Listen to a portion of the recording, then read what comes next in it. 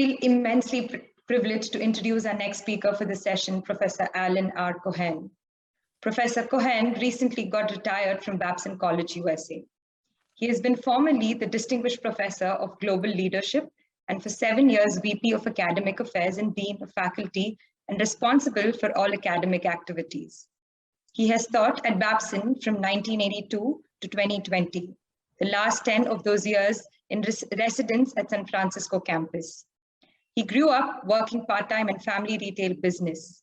He has held numerous part-time entrepreneurial ventures during college and graduate school. He holds undergraduate degree from Amartya College in the year 1959, MBA in 1961, and DPA in 1967 from Harvard Business School. He spent 1961 to 62 case writing for HBS in the Philippines, 1963 to 65 helping start Indian Institute of Management in Ahmedabad, and also completed research of doctoral thesis and eventual book, Tradition, Change and Conflict in the Indian Family Business. With his 3 colleagues at University of New Hampshire, he created innovative way of teaching organizational behavior, treating the classroom as an organization, then wrote matching, best-selling textbook and teaching manual with detailed directions, effective behavior in organizations. Learning from the interplay of cases, concepts, and students' experience. Based on consulting and research in organizations and with managers, he co-wrote with D. Bradford 6 practice-oriented books on leadership and influence named Managing for Excellence, The Guide for Developing High Performance in Contemporary Organization, Power Up, Transforming Organizations Through Shared Leadership, Influence Without Authority, Influence Up, and Alternative Work Schedules. Integrating Individuals and Organization Need with Edge Gadden, which was awarded in 1978. Prize for Best Book by American Society of Personal Administration, along with Entrepreneurship in Every Generation. How Successful Family Business Develop Their Next Leaders with Pramodita Sharma. He also has to his credit many journal articles on these topics. He has been consulting with established and entrepreneurial companies and social enterprises. He has also served on several nonprofit boards, and he is thoroughly inspired by a constant message from his father that says, be a leader, not a follower. Dear sir, it's an absolute privilege and honor to have you with us for today's session. Over to you, sir. Thank you very much. I am really thrilled to be here for several reasons. The 2 years I spent in Ahmedabad were the 2 most interesting personal and professional years of my life. I still look back on them fondly, and this was an excuse to think about many of the things that I learned back then and since based on what I learned then.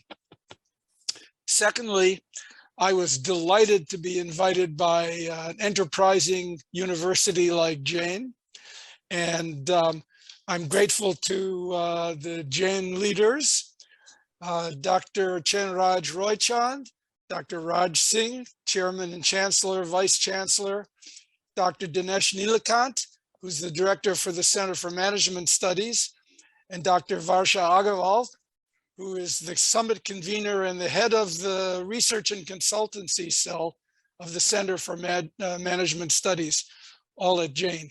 Thank you for being so enterprising as being able to put on an event which attracts so many people. I appreciate it. I also am delighted to be able to listen yet again to Jay Rao.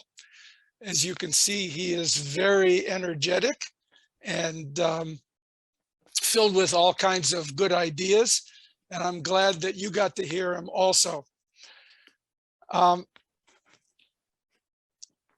Another reason that I'm thrilled is that the process of putting this presentation together turned out to be meaningful to me. When I was asked... So do you want me to share the slides? In 1 second. Yeah. What happened was that the invitation said it was to take everything I know about entrepreneurship and leadership that I've learned over my career, which is a monumental assignment. And I spent a lot of time thinking about the parts. And what I saw were some patterns where I hadn't made full connections between the different things that I've done in my career. And so for me, this was a chance to step back and see some things that weren't quite so clear to me in the doing, which is the way I think lots of new ideas come about. And I'm going to pass those along to you. So perhaps we could put on the slides. Let me get my, probably share my screen. I think that's the way to do this. Yes, sir. And where are we here?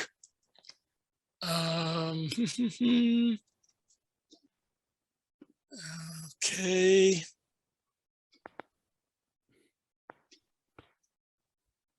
Here we go. There. Yes, yes. Yeah. This could actually happen. So I call this talk Entrepreneurship for All. What does it take and when is it appropriate? Because it isn't appropriate for everyone, as Jay was making clear by his data. By the way, as I'll say in a minute, entrepreneurship is not just about startups. It's a way of thinking. It's seeing where there is a need that is unfilled and figuring out how to fill that need. That's thinking entrepreneurially, which is what we're about at Babson. So here's my agenda. I'm going to leave you with a lot of takeaways, which I hope you can actually use. I'm going to tie together all this research and experience about leadership, influence, change, and entrepreneurship. And you heard a list of books that I've done on those subjects. I think each of them was important and useful, but turns out they connect together better than I'd seen before. And I want to reinforce the idea that you should come away from this and your education understanding the need for judgment, not formulas. You can't scale up or start up or implement a new idea by just following some simple little formula or some few steps. So understand that this is not about shortcuts. And then I hope that everyone sees that they can act innovatively, but that not every idea is a good idea. And that's part of what you need to learn to discern. So here's some of the core logic behind what I'm going to talk about. We live in a VUCA world. VUCA is a term standing for volatility, uncertainty, complexity, and ambiguity. It was first written about in 1987 by Warren Bennis, who was my mentor and a leadership guru. And if it was true then, it's even more true now. Things with the help of COVID-19 have become more uncertain and volatile and complex and ambiguous. However, heroic leadership assumptions, which are widely carried by people, are in the way. Across many cultures, all kinds of industries, foreign profit, nonprofit, government, and otherwise, anyone who gets named a leader begins to make heroic assumptions about leadership. The leader is the one who's supposed to have all the ideas, who's supposed to make all the decisions, who's supposed to control everything, come up with the answers. The trouble is that gets in the way of creating the kind of innovative organizations with collaborative teamwork and individual growth that's needed to deal in this complex world. So heroic leadership assumptions should be dead, but they die very hard. They're deeply embedded across every culture I've ever looked at. And I have looked at many. In order to move to something that's beyond heroic leadership, which we call post-heroic leadership, that encourages initiative, collaboration, and openness, you have to have influence skills, which require reciprocity and exchange. The way you influence somebody is by giving them something that they care about in return for what you need. And the need for innovation, for what happens with scale-ups, for entrepreneurial organizations, is exploding. And yet, you also need to be good at the operational issues as well. So it turns out that ambidexterity, which means being right and left-handed, is also needed by individuals and by organizations, because it's not just good enough to have innovative ideas and be freewheeling. You have to deliver. You have to make sure that you can get what you need and deliver it. So you have to have operational excellence as well as creativity in organizations. And it turns out that's very difficult. Many people are good at one and not the other. You can see over in the corner a small picture. That's of a marvelous Indian entrepreneur named Chandran Menon. He was the founder of Menon and Menon diesel engines. I got a chance to work with him. He was very inventive, only had 2 years of technical education, but his earliest childhood memory was of diesel engines in the fields, drawing water to irrigate agriculture. And he said, I'm going to grow up and make those someday. And he did. And he built, with his brother, built a company, Menon and Menon Diesel Engines, in Kolhapur, where they were from. It was doing all right, but he began to see that he needed other skills in order to get really big. And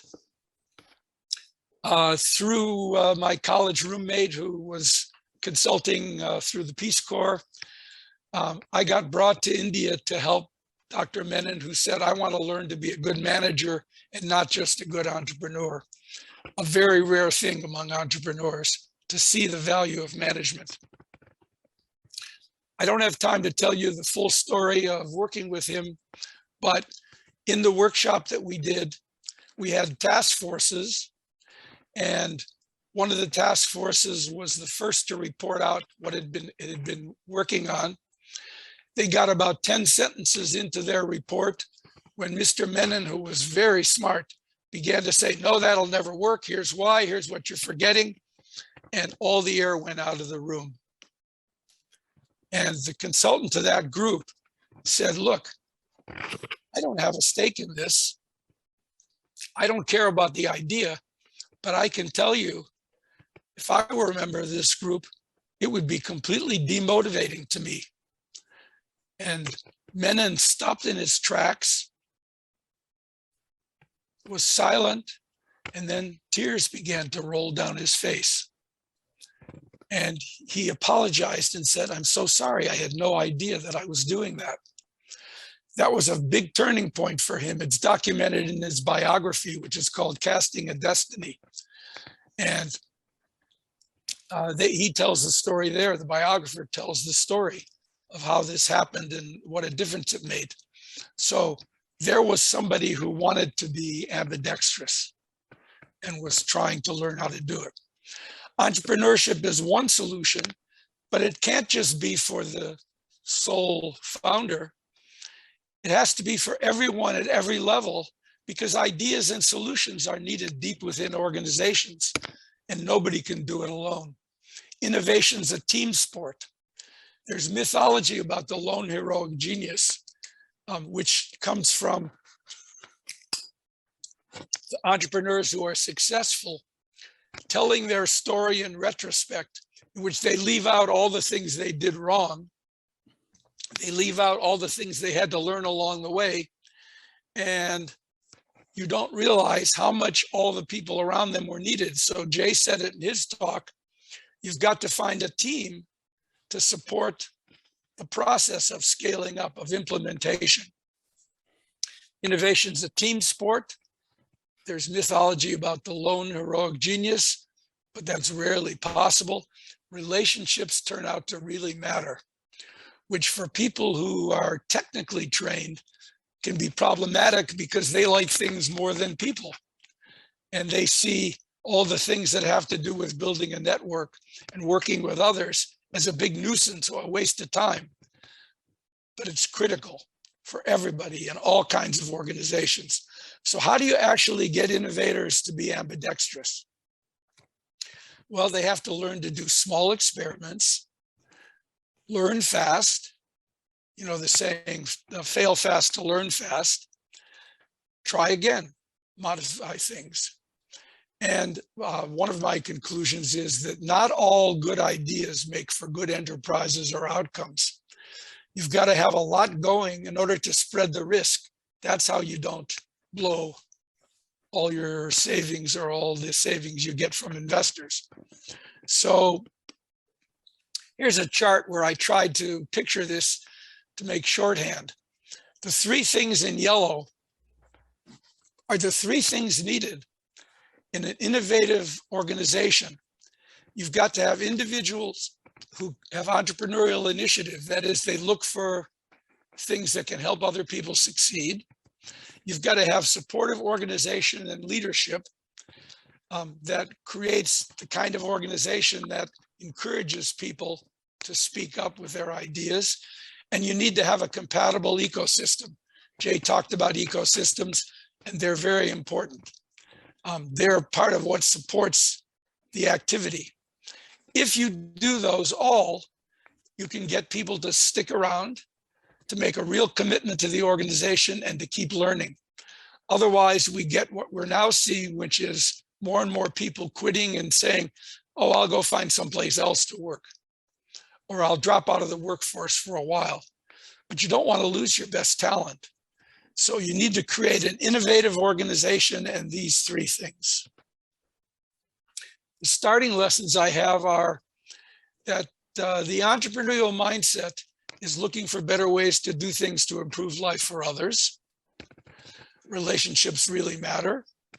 Everyone can be entrepreneurial, whatever the kind of organization. And I just have some very fast examples from very different kinds of organizations and people. Where's the least likely place to find women entrepreneurs? In the Middle East. But recently, Middle Eastern countries have realized that they can't all live on oil. And so they've allowed small business to flourish, and they've even allowed women to do it. All of a sudden, there are dozens of coffee shop and coffee entrepreneurs who are women in Middle Eastern countries.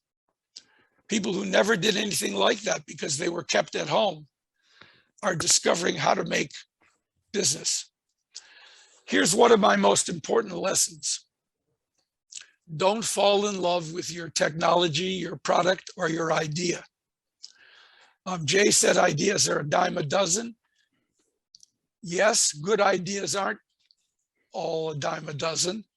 So you have to find out if it's good.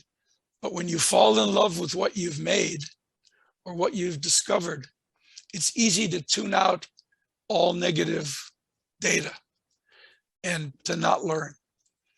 So you need to somehow or other embrace what I recently learned to call predictable unpredictability. Those things which you can't know because you have to do something and get feedback on it before you know whether it's any good. And then there are things which you didn't know and will show up when you start trying out. So not all good ideas make for good enterprises. And being able to get to the point where you say, this seemed like a good idea, but it's not as good as I thought, is also smart. Although perseverance also matters. And learning to stick with something long enough to let it be successful through many iterations is very important. but so is being able to say, I tried, but it's not going to work. I don't know if the way the pictures are on the side, you can see this photo that I put in more for a smile than anything. Let's see, I'll just move it over for a second, maybe.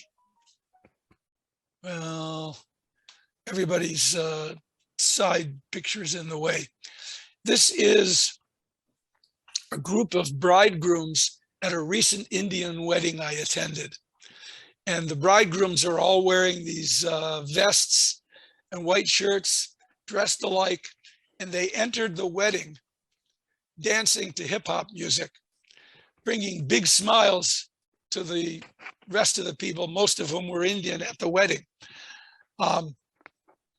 It was a very traditional wedding, so I think of it as ambidextrous, and I thought that the bridegrooms demonstrated amazing teamwork.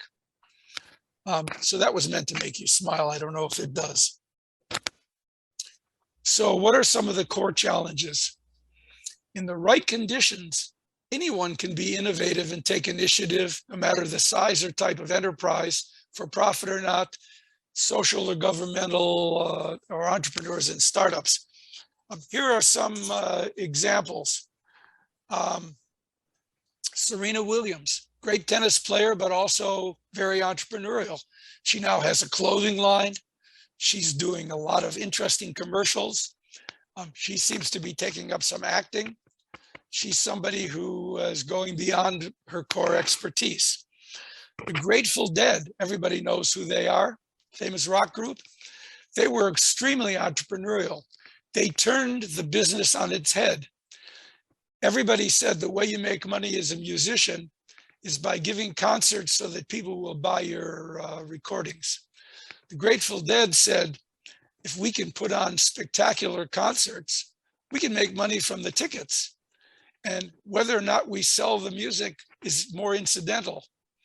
And so they made a lot of money from very successful concerts. They developed sound systems that could be heard by 80,000 people at once. And they did incredibly well for many, many years.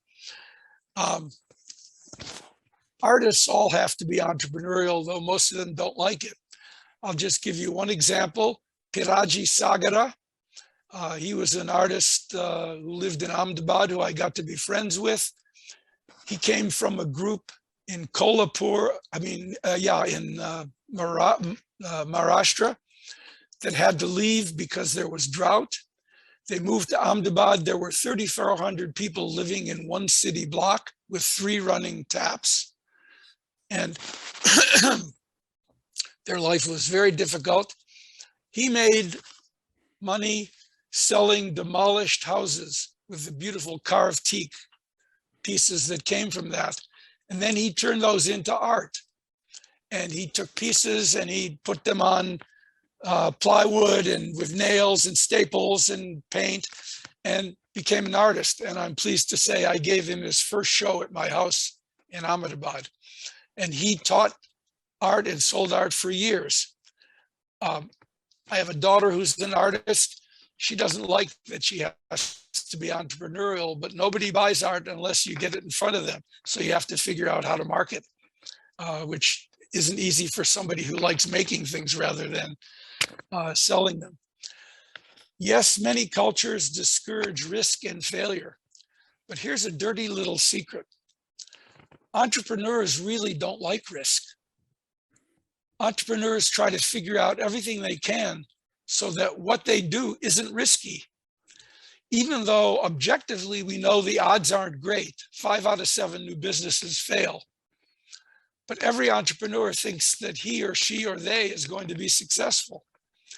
And the really big hits come from people who do an enormous amount of homework, and they figure out an angle that nobody else has seen. And because they've done their homework, they can make what look like big bets, but aren't such big bets for them. So yes, there are cultures that say, no, you can't take a chance, work for somebody, don't ever start anything. You have to learn how to get around that. And then I'm going to say that leaders ought to use their power and influence to make others in their organization powerful in the service of organizational goals, not to show off their power or status. Being powerful isn't so you can go around saying, ha, ha, ha, I'm big and I can do something to you. It's so you can enable other people to use their strengths. That's what you want to do as a leader. Some of the challenges are making new things happen usually takes incredibly hard work and long hours, which is why passion is often recommended for entrepreneurs, but it can get in the way. It can make you blind to things you ought to see. So yes, you need passion, and yes, you need to put in long hours. Yes, you need your education. Yes, you need to do your homework, but you often have to be able to step back and let go. Every leader will get all kinds of advice, whether they want it or not. And sometimes they have to ignore the advice and go against it. But you often don't find out until afterwards, sometimes several years later, whether you made a good decision against all odds, despite everybody telling you not to do it, or you were just being stubbornly stupid and stupidly stubborn, excuse me. And afterwards, people said, oh, what a pig-headed idiot. Because all important decisions take a while to show whether they're good or not. My favorite example is building a chip plant. It takes 5 to 7 years for a chip plant to get built. That's a long time to wait to find out if your $5 billion investment was a good one or not. But that's what you have to do if you're in the chip business. And that's why you need to build a network and build advisors you can trust, find experts. But sometimes you'll have to say no. I've already said the other 2 points, so let me go forward. Why aren't these advancing? There we go. So what's the ultimate challenge? Lifting the poor and transforming the rich without destroying the earth and the natural capital that supports life on earth, and somehow make money doing it, or make money for a reinvestment if you're a nonprofit or a social agency or a government agency. You have to have action plans that generate income or contributions in order to keep going. So here's my list of takeaways. I'm going to go through these fairly quickly, and I'm going to conclude with the same ones. So I already said, don't fall in love with the idea of entrepreneurship, that entrepreneurship's a good thing. I see it at Babson. I see it with entrepreneurs quite often. They love the idea of being an entrepreneur, but they don't necessarily have a viable product or idea or technology. So make sure that you're not just falling in love with an abstraction, but that you have something which in fact can work. Don't become so enchanted with your product or technology or idea that you ignore customer review, whether there are real needs, how it will be used. That's very important, what some people call marketing. Definitely do research. Will anybody pay the necessary price you're going to need in order to sell something? Is your idea defensible or not? In the internet age, it's easy to start up and scale up, but it's also easy to copy if it was easy to get in. So you have to see if what you're trying to create is defensible. Is the ecosystem aligned? Is out there anybody ready to act on your great idea? Some things are ahead of their time. Sometimes you can't fulfill your supply needs. Sometimes you can't find skilled employees who can do the technology needed. That's important. You need to figure that out. But don't fall into the big company mode. Don't try to create a perfect plan without action, testing, and feedback. A marvelous woman academic named Sarasvati, who teaches in the United States, I heard give a talk in India on what she called effectuation theory, a terrible name. At Babson, we call it entrepreneurial thought in action. And what she discovered was that when entrepreneurs actually go forward, they don't sit back and make a perfect plan with 5 years, details filled in. They figure out, what do they have at hand? What do they know? What can they actually create that somebody might need? And how do they test it and learn fast? And so we call that entrepreneurial thought in action. And therefore, don't overlook small market segments, which help you build volume and experience. But do determine what you're willing to lose on each experiment and in total. You want to have a lot of experiments going on, but don't try to do your whole plan or idea at once. Test, test, test, test, test. Do see entrepreneurship as a team sport, and don't fail to build a strong team. A strong team is a team that shares the responsibility for the success of whatever it is you're trying to do, and where every member is willing to contribute ideas, speak up, and push back on you, the top person. You need to make people strong enough so you don't have to hold back, because many people are afraid of authority, and if you have a strong opinion, they'll just go quiet. But you need them to push back, so avoid heroic thinking and don't try to do it all yourself, and keep trying to build the team and teach them that you welcome their feedback. Make sure you create and articulate a compelling vision. You want to formulate it in a way that inspires commitment and excitement. I learned a new idea recently. It's language and market fit. Rita McGrath, a marvelous strategy teacher, came up with that term, that the language you talk has to fit the market you're trying to conquer. You want to keep up with what customers really want and find a way of describing it so that they're moved to purchase, and find a way to talk so your employees are moved to stay. Deb DeSanzo is somebody who we knew at Babson. She got her MBA there. She worked for HP, and she was put in charge of a new product they acquired, a portable fibrillator for people who were having heart attacks. Because it turns out every minute you don't get diagnosed and treated with a heart attack costs you 10% probability of living. At the time, fibrillators were big and expensive. They certainly weren't portable. But she got this unit and helped lead the process of redesign, and came up with a vision that excited everybody. They said, and this was created, by the way, with her team. She didn't do it by herself. We build products as if every person we love depended on them. Think about working at a company that thinks about saving lives by building products that every person can depend on who you love. And in fact, they built a very viable business. It became the leading one. If you go into many places now, they have a portable fibrillator, even a child can operate. It's foolproof, because if you're putting the electrodes in the wrong place, it doesn't work.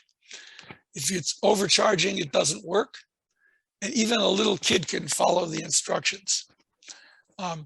She subsequently moved on. She became head of IBM's Watson for Health, Artificial Intelligence for Health. And she now works for Best Buy, leading their innovation efforts. Marvelous, marvelous person. Okay, so what are some of the organizational mechanisms that facilitate entrepreneurial behavior?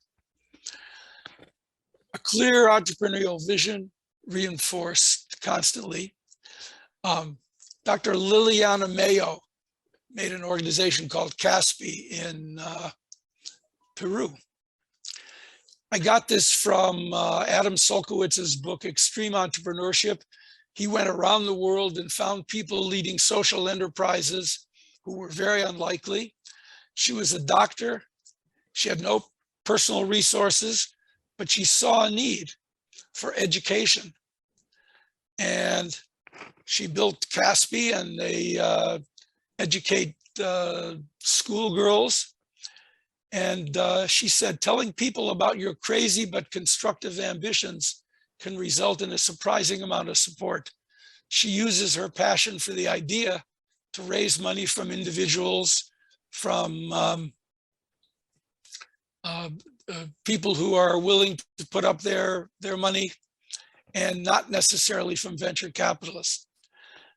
In organizations that get entrepreneurial behavior, there are ample rewards and recognition. And the rewards are invested. They're not just given for people who have produced something. They're also bets made by the organization that somebody's got something worth pursuing and testing and trying out. Many small organizations think tiny. They pay small salaries and they withhold rewards, but you need people feeling they're among other smart people. So a lot of people get rewarded. Organizations that get entrepreneurial behavior have constant expectations of high and improving performance, but don't penalize people for failures unless they keep repeating the same one. That's very challenging for bosses, to not punish somebody who makes a mistake, but to appreciate their effort and have them try again with what they learned from their mistake.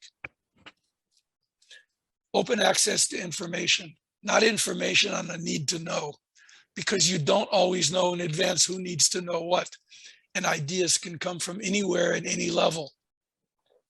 It can help to have internal venture funds where people in the organization can apply for support money for an idea or a product or to test something. And they get some small amount of funds without going through a very elaborate process. And they get to test the idea and learn from it. And then this is something that, this is my term, but I believe strongly in finding a way to bring the voice of the customer inside every organization. And there are lots of ways to do that. Sometimes managers accompany salespeople just to listen and hear what the customers talk about, and then you figure out what they really need. Or they sit and listen to complaints. They're just lurkers on complaint lines, and they listen for patterns that say, this might be a way we can modify our products or our product line, or make a tweak in the way we distribute, or something that's leading to the complaints. Or they create advisory boards. Although I have to say, I recently discovered a company where the advisory board was disbanded because they had a complaint against the CEO who didn't want to hear it. So he just dismissed the whole advisory board. If you have one, you ought to pay attention to their advice. Don't have to listen to everything, but you can learn things from them. What kind of personal skills do people need? I'm not going to talk about this in any detail because I think you know about this. You have to be comfortable with conflict.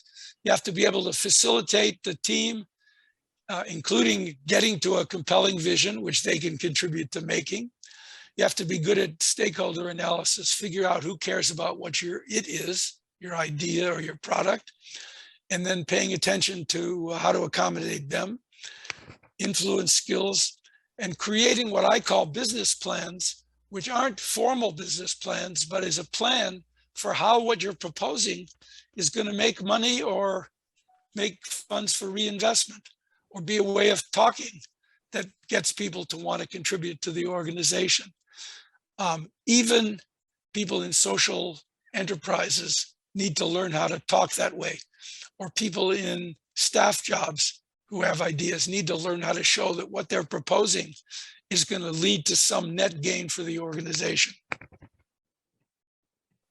Here's some leadership advice. Learn to lead and manage. like Chandran Menon. Resist heroism and stay open to learning, and encourage a voice for everyone. Build a shared responsibility team. That's a team in which every member shares the responsibility for making decisions and for success. But make sure your own view gets heard. You want a strong team so you don't have to hold back, so they don't go quiet when they find out what you think. Have confidence enough to listen, and listen hard all the time. And if you make a mistake, admit it. That kind of vulnerability gets admiration from people. Overrule if you have to, but don't discourage people opposing you. You need their pushback. I said before, you have to be both persistent and flexible. Stick with things as long as there's a chance to modify it and improve it, but be flexible. Be willing to let go of something or get into something different or adjacent. And in order to be influential, focus on getting the task done and helping others meet their needs, not on your own influence. I've often said it's better to be effective and get something done than to walk away saying, oh, I'm so much smarter than they are. If they only would have listened to me, I was right. Well, that doesn't get anything done. So it's not terribly helpful. Dr. Agrawal, do I have a few more minutes? Yeah, I think 2 more minutes. If that 2 is more fine. minutes. Okay. Well, I think I've already given you the takeaways, so I'm only going to put them up again. Yes, sir. Thank you. Let's have at it for both Jay Rao and for me, anything that people want to ask. Sure, sir. Thank you so much, sir, for this informative session and inculcating all of us in various uplifting attributes, conferring your valuable views and sharing your profound ideas.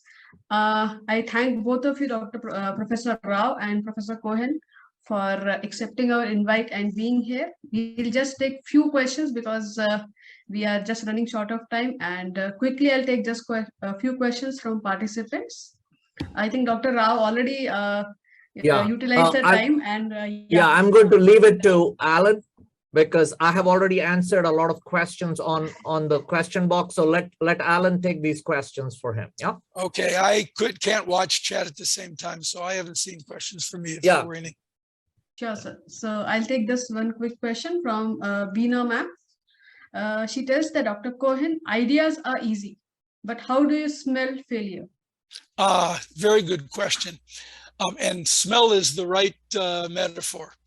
You smell failure because you're not getting responses, because nobody will actually put up funds to support the idea. You look hard at what customers, potential customers, internal customers, if you're selling an idea to your organization, what they need. And are they responsive? Do they get intrigued? Do they want to be involved? And if you don't get any of that, then you smell that you're not going to have a success and you get out. That's the best I can describe it. Okay. So one last question I'll take for both of you actually. So we would love to hear both of your views on this. Do good entrepreneurs are good managers as well? I've already said, not automatically. A lot of good entrepreneurs are lousy managers. Steve Jobs got fired from his own company because he was such a bad manager. He was so impossible. He also was brilliant. And there aren't so many Steve Jobs who can be as brilliant as he was. But he wasn't a very good model of a manager. So either you have to be a good manager and learn the entrepreneurial skills, or you have to be intuitively entrepreneurial. That is, you learn to listen for good ideas and you listen to people and pay attention and come up with ideas. Or you partner with people who are good at the thing you're not good at. So that's part of why you want a team and a good network. Don't be afraid of networks. You look for people who have complementary skills and knowledge. And if you aren't good at it, find somebody who is and hug them close. Get them to be your partner or partners. That's how you make up for what you aren't good at. But it certainly isn't automatic. The skill set isn't identical. Well said, sir. Dr. Rao? Yeah. The good news is that we can learn. we are not just born with it. Maybe some people are born with it, but all of us can learn. We can be a good manager and we can be a good entrepreneur. Okay. Right. So Right. if we didn't have the skills to learn, Babson wouldn't exist. Okay. Right. Not all of us are born entrepreneurs. Not all of us are born managers. Okay. And it's an experience game. We can learn it. The skills we can learn of being a good manager, and we can learn the skills of a good entrepreneur. Yeah. And with good feedback. Yes, I totally agree with that. Feedback is the most important. Most humans don't get feedback immediately.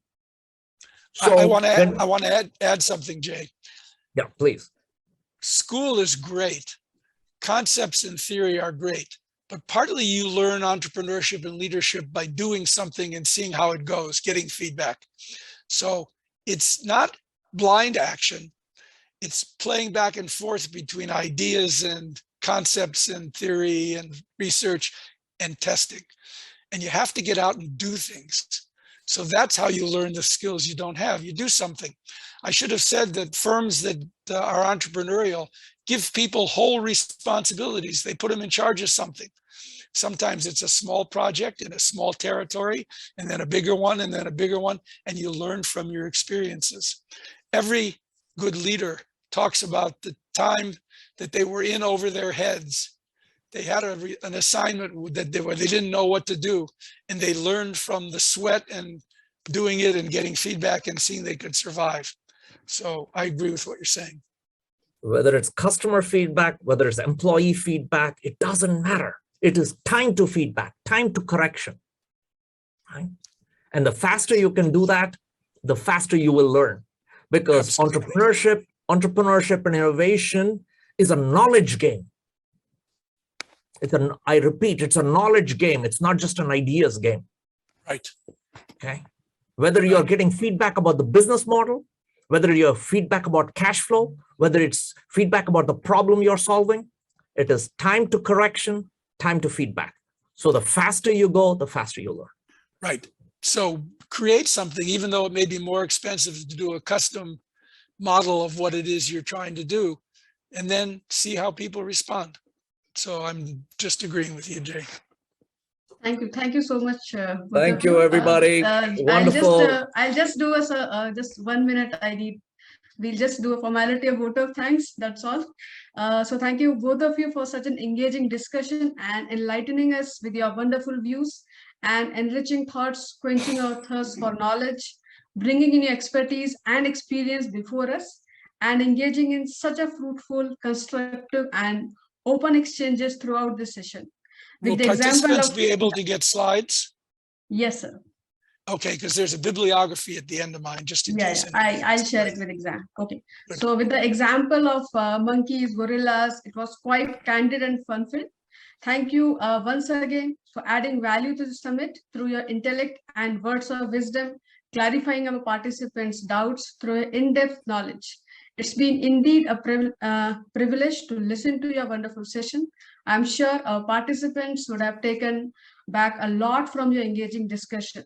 Both of you enlightened us with your profound thoughts and innovative ideas, bringing an innovative approach to all of us. Thank you once again to Dr. Rao and Dr. Cohen. Thanks for having us. Thank you, professors. Thank you so much. Thank you. Good luck. Good luck, everybody. Yeah. Thank you. Go get them.